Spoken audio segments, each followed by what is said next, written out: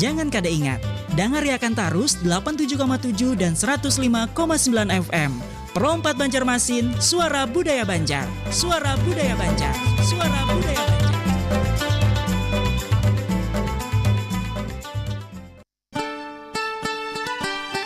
Obrolan menarik, penuh hikmah dan kearifan lokal khas Urang Banua. Pandiran Baisukan, hanya di Pro 4 Suara Budaya Banjar.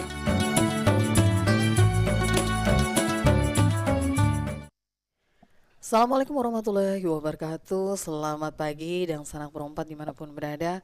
Senang bahagia sekali kita bisa berjumpa di kesempatan hari ini ya, di edisi Jumat 18 Juli 2025.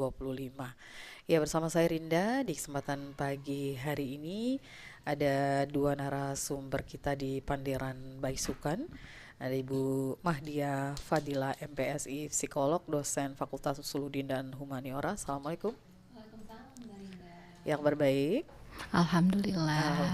Baik, kita ketemu lagi untuk yang keberapa kali? Iya, mungkin ketiga kali kayaknya Marinda ya. Ya, dan ada Fatmawati Putri Niadin, mahasiswa prodi psikolog Islam. Assalamualaikum. Waalaikumsalam. Ya, cerah dan cantik hari ini. Alhamdulillah. Kabar baik ya. Alhamdulillah. Ya, kita juga berharap pendengar pemirsa kita dalam kondisi yang sama ya saat ini, baik, sehat dan bahagia bersama keluarga. Amin. Ya, di Pandiran Baisukan hari ini kita bicara tentang tradisi bulik haji Urang Banjar, perjalanan spiritual versus pengakuan sosial. Cukup menarik ini. Dan tradisi bulik haji Urang Banjar ini memang sangat kental ya dengan budaya kita. Dan bukan hanya menjadi satu ajang kebersamaan kita dengan keluarga, dengan tetangga, tapi juga syarat simbol keagamaan dan penghormatan kita terhadap ibadah haji tentunya ya. Nah, ibadah haji ini memang merupakan satu puncak penghambaan kita kepada Allah Subhanahu wa taala ya kan. Tapi pada prakteknya di masyarakat kita ini tidak sedikit juga yang ini ya, yang kemudian melihat gelar haji ini sebagai satu status sosial yang baru yang membawa gengsi dan juga pengakuan di masyarakat kita gitu. Yang kadang-kadang kemudian apakah ini artinya bergeser antara spiritual kita ibadah haji ini ataukah ke pengakuan sosial. Nah, kita akan bicarakan ini ya. Nanti boleh silakan untuk Dangsarang Pro 4 yang ingin bergabung di 0895 0895 3405 09539 dan di 0511 3252 602. Ya, atau juga boleh melalui live chat di acara kita pada kesempatan pagi hari ini melalui YouTube Pro 4 RRI Banjarmasin atau juga di WhatsApp kita ya. Oke, mungkin ke Ibu Fadila dulu atau Ibu Mahdia. Panjang sekali nih, boleh satu-satu tidak? Iya, kadang suka diprotes sih namanya Mahdia kepanjangan katanya gitu. Jadi Ibu Dia aja. Boleh. Dia itu artinya cahaya kalau nggak salah ya. Oh iya. Oh, saya baru tahu tuh. Kebetulan anak saya juga ada dianya gitu. Dia tuh nggak salah. Oh ya, alhamdulillah. Mudah-mudahan memberikan cahaya juga untuk sekeliling. Amin. Nah, ini kan lagi musim pulang haji nih ya. Betul. Dia sendiri melihat dari sekitar kita gitu. Bagaimana penyambutan haji sendiri yang datang haji? Iya, ini fenomena yang menarik ya Mbak Rinda ya, juga Atma ya. Di sekitar kita, di masyarakat Banjar terutama, pulang haji ini jadi momentum yang luar biasa gitu. Entah itu masyarakatnya yang menyambut gitu dan juga yang pulang gitu, yang baru pulang gitu.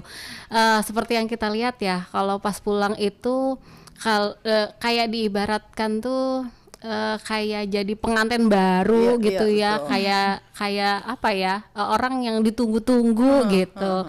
Pakai pakaiannya ya Mbak Rinda ya.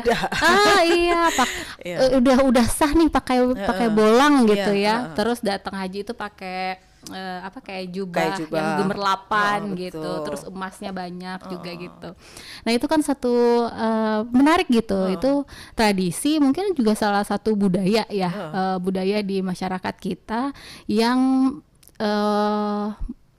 kayak mungkin kayak sesuatu momentum yang orang banyak nunggu gitu dan orang nggak setiap orang punya kesempatan untuk bisa berhaji. Jadi ini sesuatu tadi seperti Mbak Rida bilang kan puncak penghambaan kita gitu. Kepada Jadi Allah, apalagi di Indonesia tuh masa tunggunya luar biasa ya. lama sekali. Iya, kalau saya juga kebetulan baru pulang. 14 tahun saya nunggunya. Iya. Nah, kalau setelah itu mungkin ada yang berpuluh-puluh tahun gitu nunggunya, dan itu memang berarti momentum yang luar biasa gitu. Jadi kemarin Bu Dia sendiri gimana? Apakah juga setelah mau pulang mau disambut di bandar sudah pakai baju yang wah gitu? saya terus terang ya baru tahu kalau misalnya ada tradisi yang sebegitunya gitu, dan teman-teman haji itu mempersiapkan ininya pakaiannya sebelum berangkat ya mereka sudah udah mempersiapkan. Dan saya nggak ada persiapan tuh Barinda, karena saya nggak kebayang, karena pulang haji itu menurut saya ya udah biasa aja gitu, kayak bajunya biasa yang penting kita menutup aurat gitu, karena kan ibaratnya harus ada perbaikan nih setelah pulang, jangan sampai sama gitu dengan yang sebelumnya gitu. Jadi terus terang saya baru tahu kalau misalnya harus menyiapkan itu gitu. Ada juga yang pakai lawang skipping kan? Iya, lawang skipping kalau orang Banjar. Nah, itu ada juga teman-teman seperti itu. Bahkan ada yang sampai kayak rabanaan gitu. Nah, ada juga yang seperti itu. Tapi kebetulan kalau saya minta keluarga nggak usah terlalu heboh lah, biasa aja gitu. Karena kalau menurut saya perjalanan haji itu lebih kepada perjalanan spiritual untuk perbaikan diri ke depannya. Tapi mungkin kita juga tidak bisa mengabaikan tradisi ya, Mbak Rinda ya. Orang mengekspresikan rasa bahagianya bermacam-macam gitu. Ada yang memang ya happy dengan mempersiapkan diri dengan pakaian-pakaian yang lebih baik daripada kesehariannya gitu. Mungkin ini tradisi kalau dalam berpakaian ketika datang tuh beda gitu. Nggak di Kalimantan Selatan sendiri, daerah Sulawesi juga begitu ya? Ya di Bugis katanya ya juga itu juga Masya Allah, selalu heboh tuh setiap tahun ya. Jadi kayaknya sepertinya berlomba-lomba itu penampilan ketika datang gitu ya. Semua princess jadinya. Ya Iya lagi. Iya. Kalau siapa? Atma sendiri gimana lihatnya ya? Kalau Ulun melihatnya ya karena ajar Ibu tadi kebahagiaan orang beda-beda ya Bu ya. Jadi Ulun melihatnya biasa aja. Kebetulan Ulun belum pernah berangkat, tapi keluarga ada yang sudah pernah kebetulan. Sama kayak itu jual? Kalau keluarga semalam ya sama aja sih Bu. Tapi yang kedua kalinya sama kayak Ibu kebetulan berangkatnya biasa aja. Datang-datang pakai jubah putih biasa, beracaraan kayak gitu. Ya jadi menurut Ulun hal-hal yang kayak itu tuh lumrah aja sih Bu Ai. Jadi kayak kada perlu harus diprokontrakan lah intinya kayak itu. Nah, jadi luapan rasa syukur mungkin bahagia dengan mempersiapkan sebelum berangkat di tanah air. Iya, betul. Dan seperti itu. Jadi memang ngarannya budaya kita ini memang luar biasa itulah. Dan tadi disampaikan juga oleh Ibu Dia bahwa tidak itu saja ya. Kadang kita juga mempersiapkan tuh ya di rumah. Setelah tadi melakukan penyambutan ya, biasanya itu tuh konvoy tuh. Iya, ada yang kayak gitu. Betul. Yang jemput itu bisa pakai bus gitu, bisa banyak gitu. Terus ada arak-arakannya. Terus lagi ada juga katanya nih, saya ngobrol dengan keluarga tuh ada yang jalannya agak jauh gitu, tapi penyambutannya udah dari awal, dari ujung gang. Luar biasa. Selain lawang skipping tadi dipasang tuh biasanya ada kayak kain putih tuh. Iya. Dari muka gang sampai ke rumah. Iya. Meter ya, diarak kayak pengantin ya kan. Belum lagi karena di rumah ada lagi penyambutannya. Selamatan lo. Iya betul, selamatan. Itu macam-macam tuh, ada yang pakai hiasan-hiasan, dekorasi kayak gitu. Biasanya itu ada tulisan. Iya, kayak pengantinan. Sebelum berangkat juga, nanti pulang juga selamatan gitu. Ada tulisan seperti apa? Ada tulisan kayak selamat datang haji kayak gitu di depan rumah. Kalau sekarang tuh ada spanduknya juga, Merinda. Jadi hajah siapa, haji siapa gitu. Luar biasa. Kalau keluarga lu semalam cuma ditulisnya selamat datang haji. Pakai lawang skipping ya. Jadi kalau dilihat dari berbagai persiapan, kalau dalam tradisi ini cukup biayanya cukup mahal. Nah, betul sekali itu Mbak Rinda ya. Ini pengalaman saya juga ya, bahwa ternyata orang yang berhaji itu beberapa itu nabung, yang betul-betul nabung gitu. Jadi mereka kerjanya ya bukan kerja yang 2 digit gajinya, bukan, tapi memang nabung sedikit-sedikit.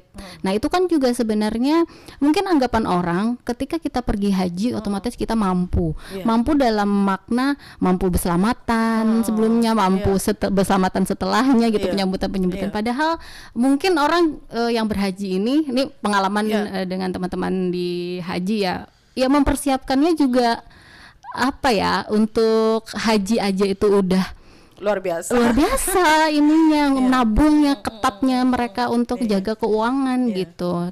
Ditambah lagi ada tuntutan sosial, harapan sosial yang mungkin mengharapkan masyarakat tuh dilibatkan gitu, tetangga tuh dilibatkan dalam kedatangan dan juga keberangkatan jamaah haji. Itu memang jadi keluarga besar ya, ada tolan semuanya. Coba nggak ada dilibatkan, bisa sehari keluarga. Nah itu jadi mau keselamatan kecil-kecilan, nanti takut ada yang nggak diundang gitu ya, jadinya mikir lagi ini, aduh dari mana posnya lagi gitu. Itu jadi kalau orang pergi haji, anggapan orang bahwa selalu mampu dalam makna bisa memfasilitasi semuanya, itu nggak semua jamaah gitu. Jadi mungkin kita juga bisa geser nih perspektifnya, bahwa ya nggak harus kok untuk berlebihan dalam mengadakan selamatan sebelum maupun setelah kepulangan berhaji. Iya. Jadi kalau dilihat begitu, apakah artinya ini ada pergeseran gitu? Pergeseran budaya atau bergeseran perspektif? Perspektif. Ya, ini pengalaman pribadi aja sih. Kalau dari pengalaman yang saya dapatkan dari teman-teman juga itu seperti itu, Mbak Rinda. Jadi ternyata banyak yang harus mempersiapkan posnya lebih gitu untuk mengadakan atau melestarikan tradisi ini gitu. Tapi dengan alasan karena nggak enak gitu, karena kalau nggak banyak, kalau keluarga besar nggak diundang, itu bikin nanti disambat-sambat lah di belakang. Belum lagi karena oleh-olehnya. Betul. Boncos dia oleh-oleh. Oleh-olehnya dikit sedikit. Orang harus merasai karena kurma bawaan kita, kacang-kacangan, coklat dan lain sebagainya. Sedangkan bagasi dibatasi.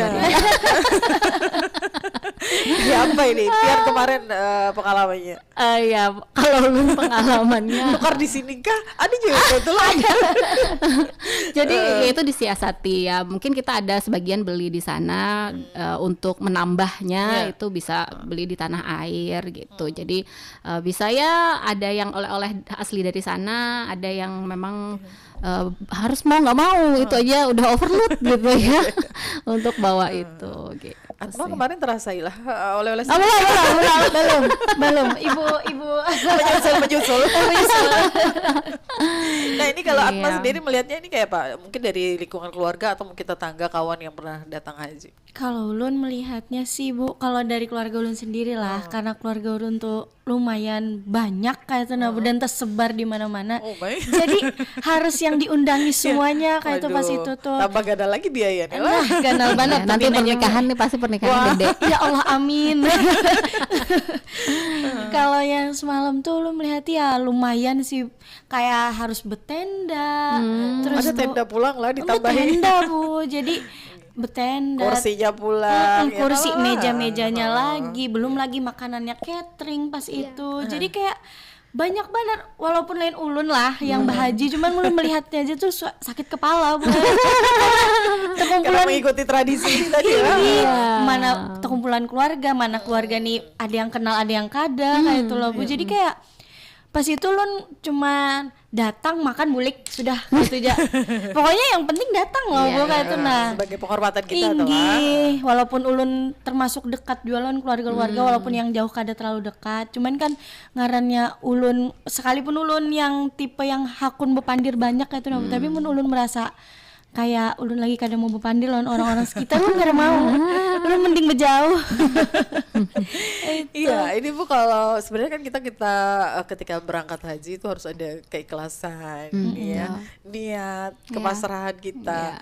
Tapi ketika pulang dengan tradisi yang seperti ini, apakah itu kemudian berubah? Gitu? Iya, nah memang dikhawatirkan sebenarnya, yaitu effort sih sebenarnya Mbak Rinda. Jadi kayak misalnya kita mempersiapkan mental, psikologis dan spiritual kita, persiapan sebelum kita pantas untuk berangkat haji itu juga.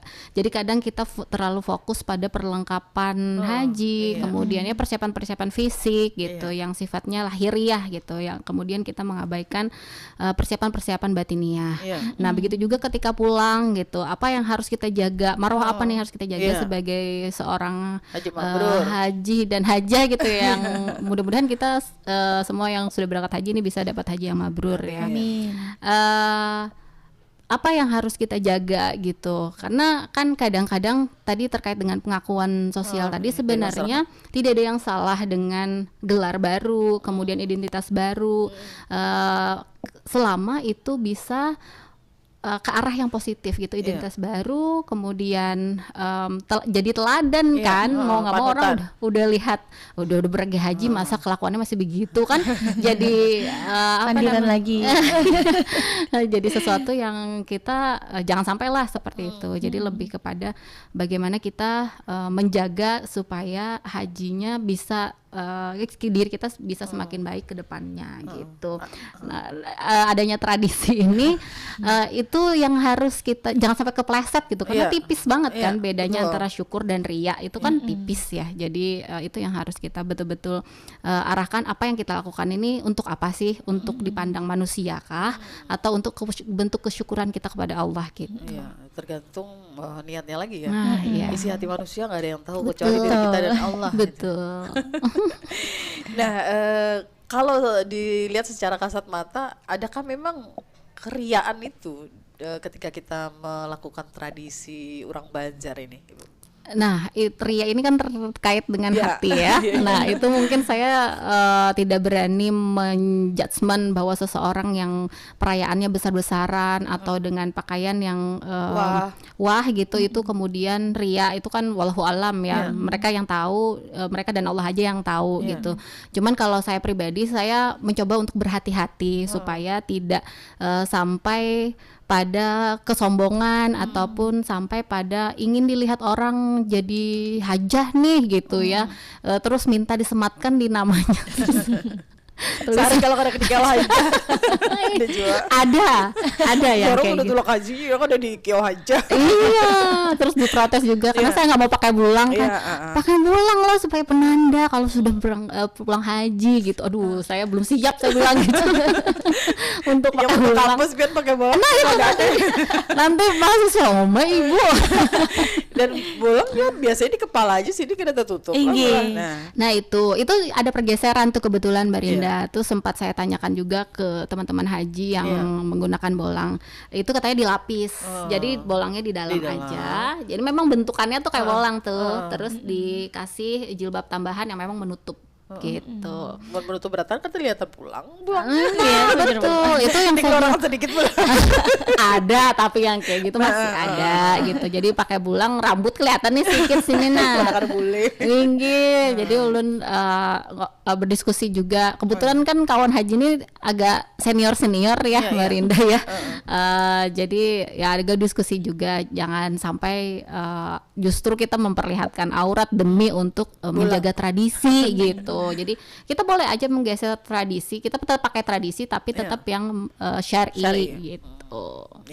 Kalau pian sendiri Bang, ini ada kali udah beberapa hari bulik sudah lah mungkin. Ulun kloter 1 kebetulan udah lama. Nah kemarin pian kada menggunakan tradisi orang Banjar ini. Nah kayak apa ada rasanya gitu? Ada kan yang menyambat pian? Nah ini alhamdulillah ya, alhamdulillahnya orang tua juga supportnya, gak usah gini bolang-bolang, gak usah gini terlalu heboh gitu. Biasanya kan kuitan loh Bu yang kadang gitu pakai gitu, karena kadang nyaman dilihat orang gitu. Nah kebetulan orang tua saya nggak seperti itu. Beliau pun pulang haji biasa aja gitu, nggak pakai yang bulang-bulang karena terbuka juga kan dengan terbuka juga dengan pendapat bahwa ya kita harus menjaga aurat gitu. Jadi itu yang kita utamakan di samping dengan tradisi gitu. Jadi pilihan kalau misalnya mau tetap menjalankan tradisi tapi tetap dengan yang syar'i gitu. Ya, luar biasa. Rami pinanya kita pakai sari. Karena masih hangat lah orang Masih pada hangat, haji. betul. Baik, kita mungkin jeda dulu sebentar. Setelah ini nanti kita akan sambung lagi perbincangan kita tentang tradisi bulik haji orang Banjar, perjalanan spiritual versus pengakuan sosial. Ya, nanti boleh untuk Anda yang ingin bergabung di acara kita Pandiran Baisukan.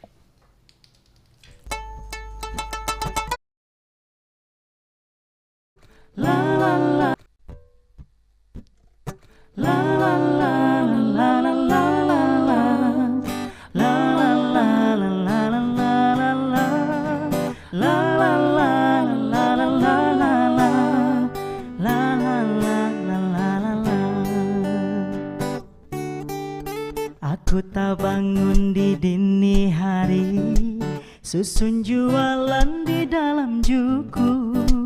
Ku kayu jukung cari rajaki, matan tinggiran ke pasar Tarapung. Pasar Tarapung di Muara Kui, banyak pang urang datang ke sana. Bajual iwak lawan lalapan, banyak pang wadai kesukaan kita.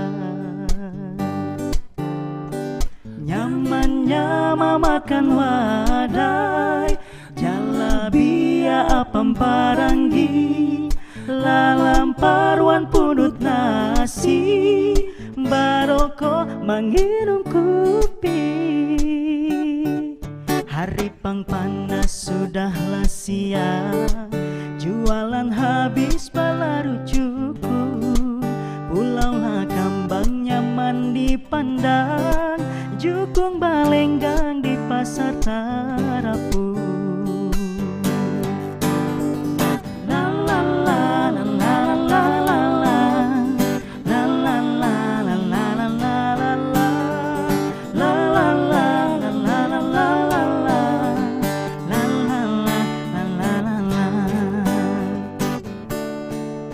Aku tak bangun di dini hari, susun jualan di dalam juku. Ku kayu jukung cari rajaki, matan tinggiran ke pasar Tarapung. Pasar Tarapung di Muara Kuin, banyak pang urang datang ke sana. Bajual iwak lawan lalapan, banyak pang wadai kesukaan kita. Nyamannya memakan wadai, jalabia apam paranggi, lalamparwan pundut nasi, baroko menghirum kopi. Hari pang panas sudahlah siang, jualan habis balaru cukup. Pulaulah kambang nyaman dipandang, jukung balenggang di pasar Tarapung. Pulaulah kambang nyaman dipandang, jukung balenggang di pasar Tarapung. La la la la la la la la.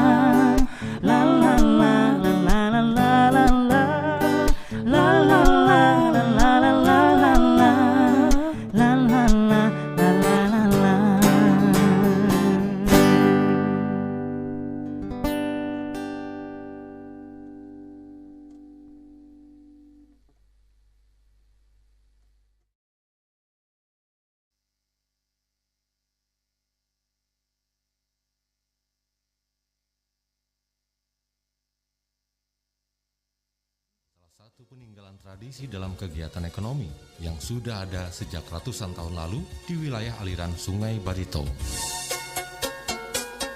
Pasar Terapung Lok Baintan, sebuah pasar tradisional yang berlokasi di Desa Sungai Pinang, Kecamatan Sungai Tabuk, Kabupaten Banjar, Kalimantan Selatan.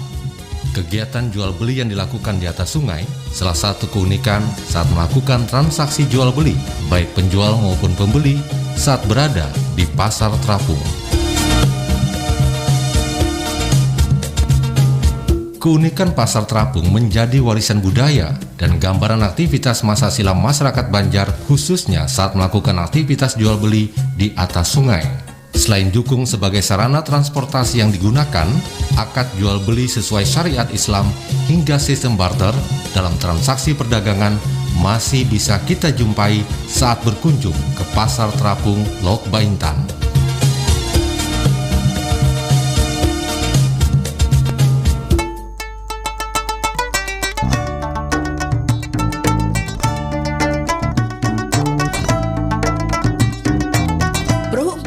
Suara Budaya Banjar. Suara Budaya Banjar. Suara Budaya Banjar. Demikian Pandiran. Ya, dan sanak perempat, kita masih bersama di Pandiran Baisukan di kesempatan pagi hari ini ya, dan masih dengan dua narasumber kita, ada Bu Dia dan juga Atma ya. Oke, silakan untuk Anda yang mungkin ingin bergabung di kesempatan pagi hari ini di Pandiran Baisukan. Kita masih bicara tentang tradisi bulik haji orang Banjar, perjalanan spiritual versus pengakuan sosial. Baik, nampaknya sudah ada penelpon, kita langsung menyapa. Halo, assalamualaikum. Waalaikumsalam, Mbak. Iya, silakan nih Abah Sopian sepertinya ya. Iya, Ya, silakan Abah Sopian. memanglah kalau kita lihat yang datang-datang haji itu kadang-kadang ada buaya yang tupat memakai kopiah haji. Ada yang membakas tulak pas salah bakat sarang orang haruhan dah. Iya. Berganti kopiah hirang. Takut suruh baca doa loh lah. Bukan suruh baca doa. Iya. Pernah jolon ada waktu jamaah dilanggarkan yang warga dah 5 waktu dah. Iya. Badudi datang. Kadang-kadang imam sudah takbiratul ihram, ini Hajar datang. Iya. Putan Allah jadi imam. Iya. Tapi kalau sekarang itu mah terjadi pergeseran, nggak masalah mau ya haji mau apa. Siapa-siapa Oh, yang dia bisa nggak jadi mampu imam, ya? jadi imam. Iya. Yang bisa baca doa ya kadang-kadang kan kalau dari kampung ini kan sudah banyak yang betul lulusan pesantren. Jadi nggak yang haji-haji itu nggak takut-takut lagi. Iya, iya. Jadi? Tapi Bang gue juga kalau ya untuk ibu-ibu aja lah. Kalau dulu pernah kurang tuh memang baru beberapa bulan dari datang haji, berjilbab aja. Jadi sorotan orang benar. Iya. Umajar, ada bebulang kah Hajar, karena berjilbab aja. Orang tuh nanya senyum-senyum aja, mau nanggapin. Iya. Nah mungkin itu Bu, terima kasih. Assalamualaikum. Waalaikumsalam warahmatullahi wabarakatuh. Baik, terima kasih untuk Bapak Sopian ya, Mbak Sopian yang ada di Plehari untuk pertanyaannya di kesempatan pagi hari ini. Ada lagi yang lain, silahkan kita tunggu di 05113252602 dan di 0819345095539 ya. Silahkan Ibu Ibu Dia. Mungkin ini sedikit rada aneh ya, takut pakai kopiah haji karena takut disuruh baca doa, pimpin doa. Dan disuruh jadi imam, ini gimana? Oke, ini selalu salah satu beban ternyata ya. Jadi haji itu betul. Jadi karena haji itu dianggap teladan tadi ya. Harusnya nih idealnya gitu orang berangkat haji itu kayak ya orang yang sudah pantas gitu untuk mengimami, untuk baca doa, memimpin doa, terus padahal mungkin sebenarnya ya Pak Haji itu juga proses gitu. After haji justru yang kita berproses memaknai haji yang sudah kita lakukan gitu. Artinya kita harus harus lebih baik nih ke depannya. Nah, tadi terkait dengan tuntutan masyarakat. sosial. Tuntutan sosial ya, tadi ada anggapan-anggapan itu yang mungkin kadang membuat kita merasa tertekan nih secara psikologis ya. Itu bisa mungkin terjadi tuh Mbak Rinda. Jadi bahwa ketika orang pulang haji tadi ya dianggap mampu tadi, padahal mungkin ya mereka juga masih berproses. Ini kan kan soal panggilan ya. Jadi siapa yang dipanggil gitu. Jadi yang dipanggil itu tidak melulu yang lulusan pesantren, yang pandai mengajinya, itu enggak ternyata gitu ya. Yang dipanggil ya memang yang Allah anggap layak untuk menunaikan ibadah haji gitu. Gitu sih. Jadi kalau misalnya ya unik sih ya ternyata gitu ya, ada ternyata masyarakat. Tapi ada pergeseran tadi kata Abah Sufyan ya. Kalau sekarang tuh mungkin yang diminta untuk memimpin doa ataupun jadi imam sholat itu yang memang ya mumpuni ya betul bacaan ngajinya gitu, bacaan Al-Qur'annya yang memang layak untuk dijadikan, tidak harus haji yang kadang-kadang uji coba aja. uji coba. Kadang-kadang kan ayo Pian yang datang haji nang pimpin doa ambil apuahnya aja. Betul. 40 hari aja doanya masih dikabulkan, kasih aja doakan, jangan kasih pimpin doa aja. Itu tuh juga saya alami itu. Kalau kita memang mumpuni ya enggak masalah. Iya, betul. Jadi saya juga merasa belum layak lah untuk memimpin doa gitu kalau misalnya ada yang lebih baik dari saya gitu. Jadi berhuruf kopi aja dulu daripada disuruh memimpin doa. Lawan tadi Jarabah Sufyan berlambat-lambat datang. Akhirnya itu tanda-tanda merasa tertekan tuh secara sosial, ada tekanan sosial yang akhirnya menghindari. Iya, karena memang di masyarakat kita anggapannya seperti itu ya, Bu ya. Betul. Sama tadi juga ada yang binian yang datang haji tapi nggak mau pakai jilbab gitu ya. Nah, itu juga unik juga tuh. Itu fakta. Iya, tapi untuk menentukan mabrur atau tidaknya itu kan hak prerogatifnya Allah gitu. Jadi kita bisa lihat dari perilaku apakah mereka punya haji mabrur atau tidak gitu. Nah, kalau siapa Atma, ini ada jualan kayak itu di sekitar Pian tinggal. Nah, ulun kurang tahu pang, tapi waktu ulun SMP, ulun tuh bisi kawan, iya, kayaknya ini tuh entah haji furoda atau apa, pasti ada tulak kayak itu Bu. Oh gitulah. Kalau kada salah terakhir itu haji, itu pas kelas 8 SMP ulun. Nah, iya nih ngarannya ya ulun tahunya langsung gija kayak itu lah. Jadi ada dulu guru BK ulun tuh Sidin tuh selalu membanggakan bahwasanya aku ini haji. Lain haji 2 bulan loh. Haji torik ya. Haji torik gitu. Ini 8 tahun lah.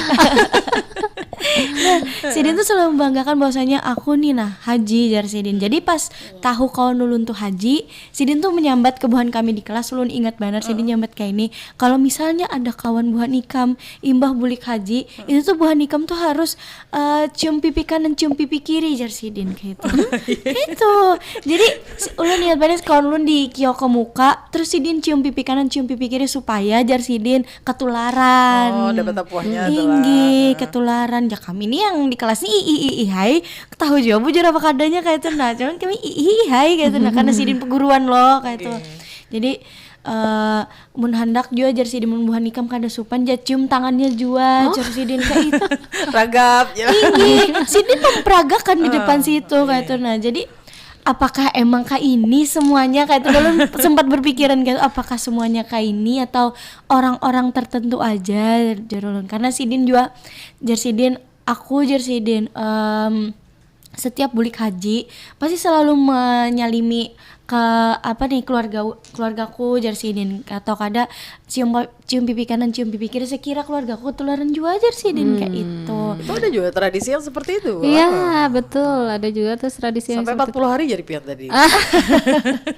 Ada juga yang bilang sampai 40 hari jangan beraktivitas keluar rumah, itu ada juga.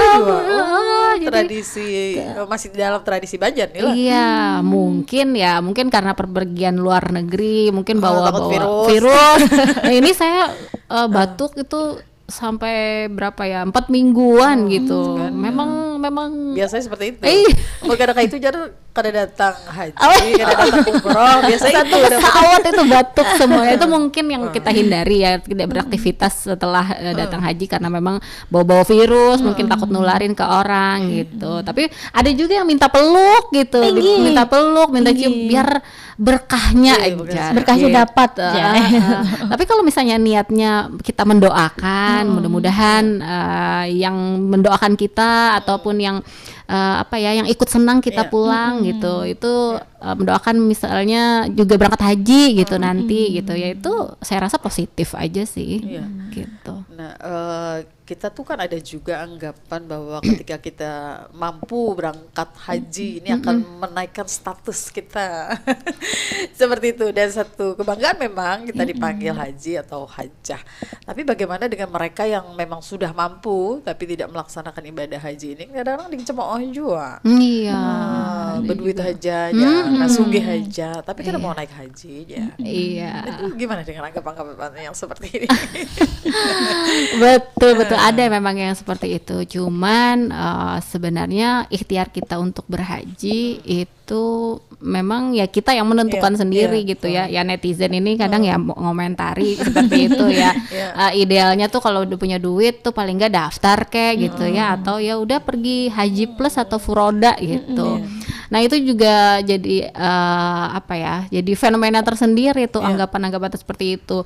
Jangan sampai nanti dia berangkat haji karena dipaksa oleh lingkungan gitu ya, takut dianggap kayak berduit aja tapi nggak mau pergi haji gitu. Jadi bukan karena dari hati niatnya untuk pergi berhaji gitu. Ya itulah mulut netizen. Terus 62 takut dosa kalau jalan. Tapi ada bagusnya juga, Mbak Rinda, mengingatkan, betul. Jadi ada kewajiban kan, ada bagusnya juga. Cuman ya mungkin kita harus berhati-hati ya dengan niat hati gitu. Saya pengalaman juga sama dokter spesialis. Beliau belum daftar haji, padahal kan gajinya ya 3 digit lah ya gitu, seorang dokter spesialis. Akhirnya daftarnya furoda gitu, karena saking pengennya jangan berangkat sampai. haji. Karena kata ustadznya, jangan sampai kita keburu meninggal sebelum kita berangkat haji, sedangkan sebenarnya kita mampu gitu. Itu ada satu hal juga untuk reminder kita gitu, bahwa ada kewajiban yang harus juga kita penuhi, karena kan itu rukun Islam ya. Rukun Islam kewajiban, betul. Jadi jangan sampai ketika kita mampu itu kita tidak berupaya lah. Kan yang memanggil itu Allah. Akhirnya karena furoda nggak bisa masuk kemarin itu Mbak Rinda, jadi akhirnya si dokter saya itu akhirnya nggak berangkat gitu. Walaupun punya uang kan ya belum tentu belum gitu. sampai panggilannya. Iya, jadi ya mungkin harus dibenerin niatnya kata dokter gitu. Gak apa-apa. Nah ini kan ada juga satu beban ya, ketika kita sudah punya titel haji ataupun hajjah. Ini sebenarnya kalau titel haji aja ini kan titel dari manusia aja kan sebenarnya, bukan dari Allah ya. Saya nggak tahu tuh sejarahnya tuh. Kalau nggak salah sejarahnya sih seperti itu. Di dunia lainnya tuh nggak ada, cuman di Indonesia aja. Indonesia. Malaysia ada ya. Nah itu itu cukup berat ya kalau kita di masyarakat tradisi Banjar ini mendapatkan gelar haji ataupun hajjah. Nah itu kan kadang-kadang kita sudah dianggap orang yang sangat ya boleh dibilang sebagai tokoh lah, sebagai orang yang terpandang gitu. Karena sebenarnya belum tentu kita punya kemampuan itu. Nah ini satu beban juga. Ini gimana kalau kita cara menghadapi ini di masyarakat kita ini? Betul. Jadi terus terang setelah datang haji terus ada yang manggil hajah itu, aduh pantas nggak sih saya dipanggil hajah gitu. Jadi kayak memang betul ada beban tersendiri yang kemudian harus kita tanggung karena orang menganggap bahwa kita ya lebih baik gitu, karena kita punya kesempatan untuk berhaji gitu, punya kesempatan untuk ya puncak ibadah tuh di situ gitu. Efeknya sebenarnya bisa jadi 2 gitu ya. Yang pertama tadi ada upaya penghindaran nih, jadi jangan deh atau jangan saya gitu, merasa nggak pantas gitu, atau menghindari akhirnya berinteraksi secara sosial dengan orang lain. Kemudian yang kedua mungkin ada upaya-upaya perbaikan diri nih Mbak Rinda, supaya memantaskan menyematkan ada hajahnya nih. Kalau saya sih kalau gelar sih saya tidak terlalu ini gitu, lebih kepada refleksi apa yang sudah dilalui gitu. Nah ini untuk menyeimbangkan keduanya gimana ya? Menyeimbangkan antara spiritual dan budaya kita ini. Ya itu menyeimbangkan keduanya tadi. Pengakuan sosial itu sebenarnya kalau di psikologi itu salah satu kebutuhan manusia sebenarnya, untuk diakui, dianggap ada, dihargai, itu kebutuhan. Nah hanya saja mungkin kita lebih menjaga supaya yang kita ingin rasa diakui itu bukan karena kita ingin validasi dari manusia gitu. Jadi karena ini sudah melalui perjalanan ibadah ya, harusnya kita merefleksikan gitu momen-momen itu untuk bisa pengakuan masyarakat terhadap kita itu karena memang kita inginnya ridhonya Allah gitu. Gitu. Terus budaya tadi kita pilih-pilih mungkin ya Mbak Dinda ya, mana yang kira-kira bisa kita pakai, mana yang bisa kira-kira kita modifikasi gitu, atau kalau misalnya ada budaya-budaya yang tidak sesuai dengan syariat Islam mungkin kita bisa tinggalkan seperti itu. Jadi mungkin kita sendiri yang memilah dan memilih mana yang kira-kira sesuai. Jadi kalau begitu ke Atma ya, kalau begitu ya harus kita pilih-pilih tadi tentang budaya kita yang kira pantas atau enggak. Nah, relevan enggak sekarang di budaya Banjar kita masih bisa kita terapkan di masa sekarang? Kalau Ulun melihat dari segi generasi Ulun lah, sebenarnya kalau dibilang relevan tuh kurang sih, karena anak-anak zaman sekarang tuh sangat-sangat mengikuti digitalisasi gitu. Jadi apa yang lagi rame, apa yang lagi hype-nya itu pasti diikuti kayak itu. Nah kalau tentang budaya, menurut Ulun budaya ini gampang tenggelam bulah. Apalagi tradisi kita di masyarakat Banjar kan banyak kayak itu. Nah ada yang tentang pergi haji ini aja tuh banyak sekali. Nah itu jarang diumpati sama generasi Ulun karena itu tenggelam sama zaman, tenggelam karena digitalisasi tadi gitu. Jadi menurut Ulun kurang relevan kecuali ada hal-hal yang menaikkan itu lagi. Biasanya tuh mereka kepo. Ulun aja kadang kalau misalnya Ulun tingkat penasaran Ulun tinggi, Ulun kepoi biasanya. Itu Ulun karena tahu yang lain kayak gitu. Kalau kira-kira kalau pian datang haji maulah diribetkan dengan tradisi budaya yang kayak itu? Sebenarnya kalau mau diribetkan atau kada sih Ulun kada apa-apa sebenarnya kalau mau kayak itu juga, cuman ya kalau bisa kadusah lah kayak itu. Nah karena apa ya, capek Bu, maksud Ulun kita tulak dan datang itu kan karena Allah kayak itu. Nah maksud Ulun kalau emang hendak beramian ya kita keluarga aja, kada perlu yang tetangga umpat atau sekampungan. Sekampungan gitu. Menurut Ulun kada perlu. Oke lah kalau memang mau ikut euforianya kayak itu, nah tapi jangan juga setelahnya tuh kayak entah dapat cibiran apalah, si itu acaranya halus aja kayak itu kan rada kurang nyaman didengar lah kayak itu. Mending kada usah aja sekalian kayak itu sih. Tahu duit habis. Gen Z ini dia lebih ke intimate gitu. Iya bujur baik. Cuman yang masyarakat ini kadang tuntutannya ya yang agak tinggi. Sebenarnya sih enggak, kalaupun mau tetap dilaksanakan untuk menjaga budaya, saya rasa tidak ada salahnya. Sederhana gitu ya, sesuai dengan kemampuan.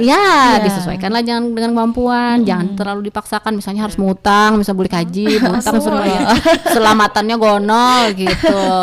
Nukar oleh-oleh jual. Sing banyakan. Mau kada mau Bu, soalnya dipikirkan ini siapa lagi yang belum dibelikan gitu. Akhirnya fokus kita untuk beribadah itu agak kurang ganggu gitu dengan memikirkan. Fokus oleh-oleh malah. Lalu karena di sana kalau kita kelebihan tuh ditinggal jadinya ya. Iya banyak betul, banyak yang ditinggal akhirnya karena over baggage. Oke. Ada lagi kah di antara pian yang ada bergabung, boleh silakan di line telepon kita 051132520602 atau di 089534050959 lah. Dan seru benar juga sudah kita perbincangkan tentang tradisi atau budaya kita bulik haji orang Banjar, mulai dari tadi pakaian yang kita siapkan, penyambutannya, selamatannya dan lain sebagainya. Ada memang plus minusnya kayak itu pula. Tapi yang jelas kalau kita tetap melaksanakan tradisi ini yang sederhana aja, yang sesuai lawan kemampuan, tidak berlebihan, karena sesuatu yang berlebihan itu tidak akan baik apapun itulah. Nah, betul sekali. Itu juga perlu kita refleksikan, karena jangan sampai kita tetap jadi manusia yang sama setelah kita pulang dari berhaji gitu. Harus jadi lebih baik. justru tadi nang ria-ria itu kita kada tahu. Nah, itu aduh sedikit banget pergeserannya itu yang saya sangat khawatir. Tipis pian tadi Iya. itu perbedaannya. Itu aja kita olah nang tahu. Jangan sampai itu mengganggu kemabruran haji kita. Betul Marinda. Iya, jadi apa nih saran pian gitu. Tapi ini sudah habis, Bang. Sudah habis pulihkan. Iya, sudah habis. Mungkin Tapi persiapan penjagaan. total dia akan. Oh iya, bisa jadi untuk persiapan yang mungkin yang akan pergi haji tahun depan gitu ya. Sebelum pergi haji mungkin ini mengingatkan berdasarkan pengalaman aja ya, bukan karena saya menggurui atau seperti apa. Karena yang lebih penting itu adalah mempersiapkan secara spiritual kita untuk sampai di sana, niatnya dulu yang penting gitu. Niatnya untuk apa pergi berhaji itu. Jangan sampai pergi haji ini karena niat ingin satu sosial dan lain sebagainya, tapi lebih kepada ya kita menunaikan ibadah sesuai dengan perintah Allah. Allah panggil, kita jawab panggilan itu gitu. Jadi itu diluruskan dulu niatnya dan siapkan tidak hanya fisik, juga tidak hanya secara lahiriah, tetapi lebih kepada batiniah itu juga apa yang perlu kita persiapkan dengan matang untuk kita bisa optimal. Doa-doa mungkin ya itu penting untuk dipersiapkan di sana, karena di sana pada saat puncak haji itu adalah satu momentum yang tidak ada hijab antara kita dan Allah gitu untuk mengabulkan doa gitu. Jadi itu luar biasa sekali. Jadi itu yang harus dipersiapkan. Fisik juga. Kemudian setelah kepulangan berhaji ini juga jadi sesuatu yang penting ya, karena terkait dengan kita tidak bisa lepas dari budaya ya Mbak Rinda ya. Jadi mungkin untuk budaya kita bisa pilih mana kira-kira yang relevan dengan kita, dengan relevan ini sesuai dengan kemampuan, sesuai dengan prinsip, sesuai dengan syariat. Itu yang juga perlu dipertimbangkan ketika kita memakai budaya-budaya yang memang melekat di masyarakat Banjar gitu. Itu aja sih pesan-pesannya untuk menjaga kesucian hati, bahwa perjalanan spiritual ini banyak refleksi yang harus kita lakukan untuk kita jadi lebih baik, semakin lebih baik gitu ke depannya. Mudah-mudahan Allah berikan haji mabrur dan mabrurah untuk semuanya. Amin ya rabbal alamin. Atma mau menambahkan sedikit? Cukup, dari Ibu sudah sangat cukup. Ya baik, terima kasih banyak untuk Ibu Mahdia Fadila MPSI psikolog. Ya sesuai sih, seorang psikolog. Dosen Fakultas Usuluddin dan Humaniora ya, dan juga Fatmawati Putri Niadin, mahasiswa prodi Psikologi Islam yang sudah berbincang banyak dengan kita hari ini tentang tradisi bulik haji orang Banjar, perjalanan spiritual versus pengakuan sosial. Semoga ini menjadi satu pelajaran juga buat kita ya, untuk introspeksi diri lebih baik lagi nanti yang akan datang, terutama kita yang belum berangkat haji ya, untuk persiapan ini ya semuanya. Betul. Baik, terima kasih juga untuk Anda dan Sarang Pro 4 yang sudah bersama kami di kesempatan pagi hari ini di Pandiran Baisukan. Saya Rinda Rianti, selamat pagi. Wassalamualaikum warahmatullahi wabarakatuh. Waalaikumsalam warahmatullahi wabarakatuh. Jangan kada ingat, Dangariakan Tarus 87,7 dan 105,9 FM. Pro 4 Banjarmasin, Suara Budaya Banjar. Suara Budaya Banjar. Suara Budaya Banjar.